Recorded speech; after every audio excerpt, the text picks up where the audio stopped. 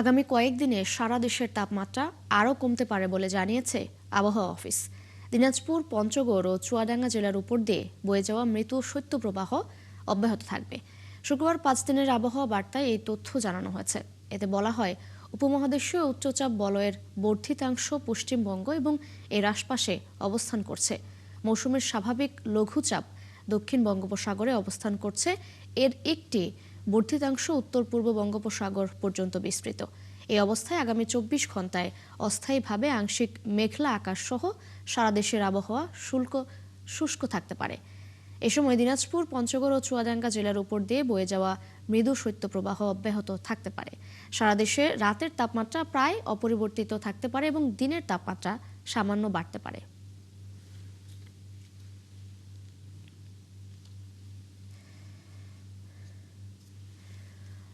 নীলফামারীর শীতের খবর জানাতে আমাদের সাথে এই মুহূর্তে যুক্ত হচ্ছেন সহকর্মী বিজয় কাজল। বিজয়, আজ জেলায় কেমন শীত অনুভূত হচ্ছে? এই ঠান্ডায় মানুষের দুর্ভোগ নিশ্চয় বেড়েছে। কেমন দেখছেন তাদের পরিস্থিতি? প্রশাসন থেকে শীতার্তদের জন্য কি ধরনের ব্যবস্থা নেওয়া হচ্ছে জানাবেন।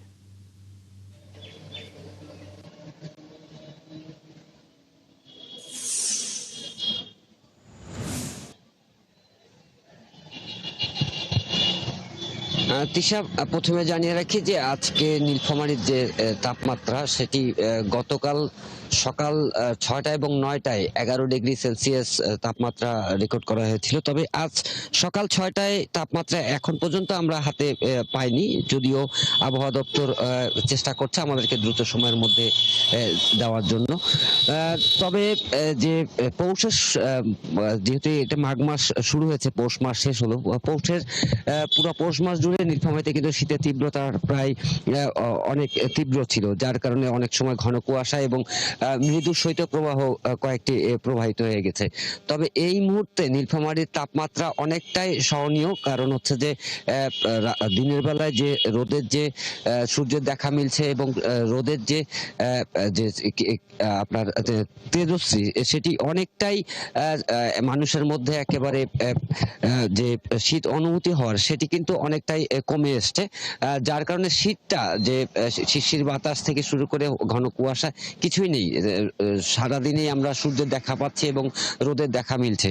এদিকে আমরা যেটি খোঁজ খবর নিয়ে জেনেছি যে শীত আসলে কিন্তু আপনার মানুষের মধ্যে যে একটি আপনার শীত বস্ত্রের অভাব দেখা দেয়, সেটি কিন্তু এই নীলফামারী জেলা প্রশাসন সরকারিভাবে যেসব কম্বল ইতিমধ্যে পেয়েছে সেগুলো ইতিমধ্যে আপনার বিতরণ করা হয়েছে। বিশেষ করে প্রধান উপদেষ্টার তহবিল থেকে 7,500 পিস কম্বল পাওয়া গিয়েছিল, সেটি কিন্তু আপনার বিতরণ করা হয়েছে। এছাড়াও ত্রাণ মন্ত্রণালয় থেকে 36,000 কম্বল বিতরণ করার জন্য যেটি 36 লক্ষ টাকা প্রায় বরাদ্দ দেওয়া হয়েছে, সেটি ইতিমধ্যে উপজেলা পর্যায়ে যে আর ইউনোদের মাধ্যমে সেটি ক্রয় করে, স্থানীয়ভাবে ক্রয় করে ইতিমধ্যে আপনার শীতার্তদের মাঝে বিতরণ করা হচ্ছে। এছাড়াও আরো নতুন করে চাহিদা প্রেরণ করা হয়েছে। আর এদিকে যদি আমরা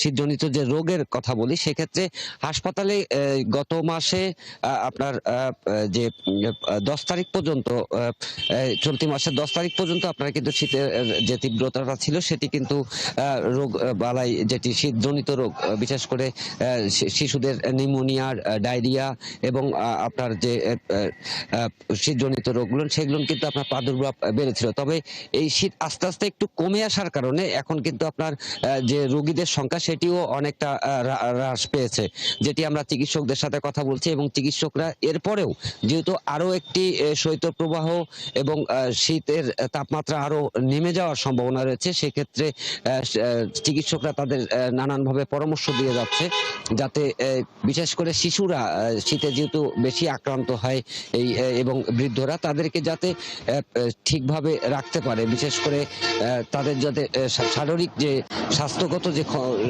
সচেতনতা সেটি বৃদ্ধি করাতে তারা কাজ করছে। জি কাজল, ধন্যবাদ আপনাকে যুক্ত হবার জন্য আমাদের সাথে। দর্শক, নীলফামারী থেকে শীতের খবর জানাচ্ছিলেন আমাদের সহকর্মী বিজয় কাজল।